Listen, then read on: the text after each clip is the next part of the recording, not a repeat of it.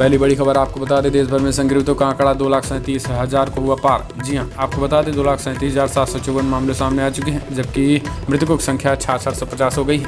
अगर बात करें, आज राजस्थान में 44 मामले सामने आए हैं, बिहार में 147 मामले सामने, आंध्र प्रदेश में 210, हरियाणा में 184 मामले आए हैं, तो वहीं ओडिशा में 173 मामले सामने आए हैं, असम में 81 मामले आए हैं, उत्तराखंड में 30 मामले सामने आए, झारखंड में 95 मामले सामने आए, जबकि मणिपुर में 11, नागालैंड में 13, पुडुचेरी में 3 मामले अब तक आ चुके। तो ये राज्य दर राज्य आंकड़े हैं। दुनिया भर में आंकड़े तेजी के साथ बढ़ रहे हैं और अब तक 65,35,354 मामले संक्रमितों के आंकड़े हो गए। मृतकों की संख्या 3,87,000 को पार हो गई है। यूनाइटेड स्टेट में 19,36,000 कन्फर्म केसेज हो चुके हैं, जबकि 1,10,000 के करीब लोगों की मौत हो गई है। ब्राज़ील में 6,46,000 कन्फर्म केसेज हो चुके हैं, जबकि 35,000 से करीब लोगों की मौत हो गई है। रसिया में 4,58,000 कन्फर्म केसेज हो चुके हैं, तो 5700 के करीब लोगों की मौत हो गई। वहीं यूनाइटेड किंगडम की बात करें तो यहाँ पर भी तेजी के साथ 2,83,000 कन्फर्म केसेज हो चुके हैं। ब्रिटेन में 40,000 करीब लोगों की मौत हो गई। तो दुनिया भर का आंकड़ा है। भारत और चीनी सेना के बीच पूर्वी लद्दाख में 1 महीने से चल रहे कटु विवाद को खत्म करने के लिए दोनों पक्षों के बीच वरिष्ठ सैन्य अधिकारियों की बैठक आज चल रही है। भारतीय सेना के सूत्रों के मुताबिक ये बैठक चीन के मोल्डो में हो रही है। लेह के 14 कॉर्प्स के general officer commanding lieutenant general Harinder Singh इस बैठक में भारत का प्रतिनिधित्व कर रहे हैं। वहीं चीन की तरफ से इस बैठक में मेजर जनरल लियू लिन शामिल हैं। आपको बता दें कि मीडिया से मिल रही खबरों के मुताबिक चर्चा जो बैठक की है वो अंतिम चरणों में है। आज पता चल जाएगा कि क्या वाकई में युद्ध होंगे या फिर शांति से सारे मसलों का हल हो जाता है।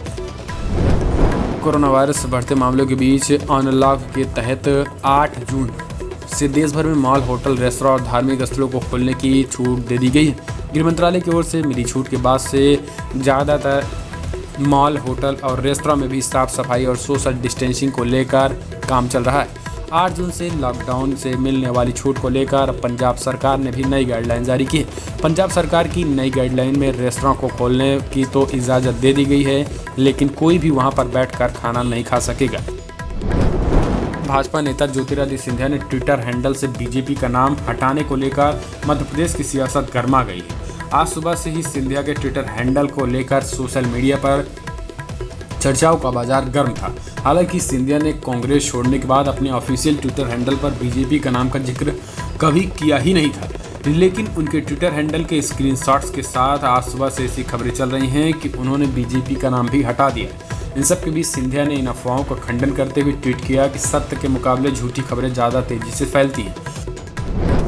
3 साल बाद एक बार फिर मीडिया में भारत के मोस्ट वांटेड दाऊद इब्राहिम के मरने की अटकलें चरम पर हैं। सोर्स के हवाले से रिपोर्ट में दावा किया गया है कि कोरोना संक्रमित होने के बाद दाऊद और उसकी पत्नी महजबीन उर्फ जुबीना जरीन को कराची मिलिट्री हॉस्पिटल में भर्ती कराया गया था। वहां उसकी मौत हो गई है और इस तथाकथित रिपोर्ट की ओर से कोई पुष्टि हालांकि अभी नहीं हुई है, लेकिन भारत के ही कई मीडिया चैनलों में उनकी मौत की पुष्टि दर्शाई गई है। पूर्वी लद्दाख में महीने भर से जारी सीमा विवाद को लेकर भारत और चीन की सेनाओं में लेफ्टिनेंट जनरल स्तर की बातचीत हो रही है। इस बैठक के बीच चीन ने भारत और अमेरिका के बीच दोस्ती को लेकर बौखलाहट जाहिर करते हुए गीदड़ भपकी भी दे दी। चीन की सरकारी अखबार ग्लोबल टाइम्स ने लिखा है कि चीन क्षेत्र की 1 इंच भी जमीन को नहीं छोड़ेगा।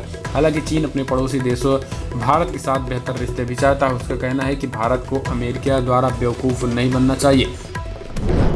राष्ट्रपति डोनाल्ड ट्रंप के सामने पूर्व उपराष्ट्रपति जो बाइडेन औपचारिक रूप से डेमोक्रेटिक पार्टी के राष्ट्रपति पद के उम्मीदवार घोषित कर दिए गए हैं। बाइडेन ने डेमोक्रेटिक नामांकन हासिल करने के लिए लगभग 2000 से अधिक प्रतिनिधियों को सुरक्षित रख लिया है।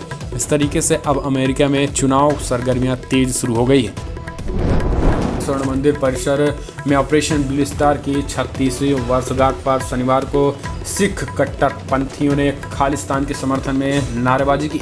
शिरोमणि अकाली दल अमृतसर साइड के अध्यक्ष और पूर्व सांसद सिमरजीत सिंह मान के बेटे ईमान सिंह ने नेतृत्व में करीब 100 कार्यकर्ताओं ने ये नारे लगाए हैं। मान के नेतृत्व वाले एक समूह के नेतृत्व में अकाल तख्त के समानांतर जत्थेदार ध्यान सिंह मंडे ने स्वर्ण मंदिर में प्रवेश कर सभा को संबोधित किया। सिख कट्टरपंथी समूह दमदमी टकसाल के सदस्यों ने अकाल तख्त जत्थेदार ज्ञानी हरप्रीत सिंह और शिरोमणि गुरुद्वारा प्रबंधक कमेटी SGPC के अधिकारियों के साथ मिलकर 1984 में भारी हथियारों से लैस आतंकी के खिलाफ चलाए गए थे। ऑपरेशन ब्लू स्टार के दौरान मारे गए लोगों के परिवारों को सम्मान किया है। फिल्म अभिनेत्री स्वरा भास्कर का एक वीडियो इस वक्त इंडिया के टॉप ट्रेंडिंग ट्रेंड्स में शामिल है। अरेस्ट स्वरा भास्कर के नाम से चल रहे इस ट्विटर में स्वरा की गिरफ्तारी की मांग हो रही है। NTCAA प्रोटेस्ट के दौरान स्वरा भास्कर एक भाषण भी क्लिप भी ट्विटर पर वायरल हो रही है। कई ट्वीट्स यूजर ने इस वीडियो को ट्वीट करते हुए लिखा कि स्वरा भास्कर की गिरफ्तारी किया जाना चाहिए।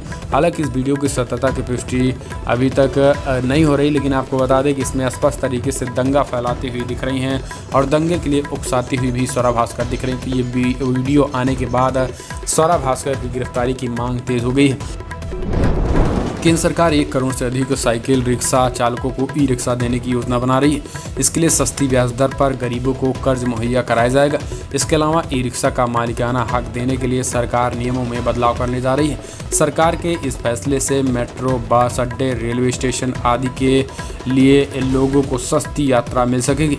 बड़ी खबर में इतना, लेकिन अगर आपको वीडियो पसंद आए तो लाइक करें, शेयर करें, कमेंट के माध्यम से अपनी राय देना ना भूलें। इस वीडियो में इतना ही। जय हिंद, वंदे मातरम।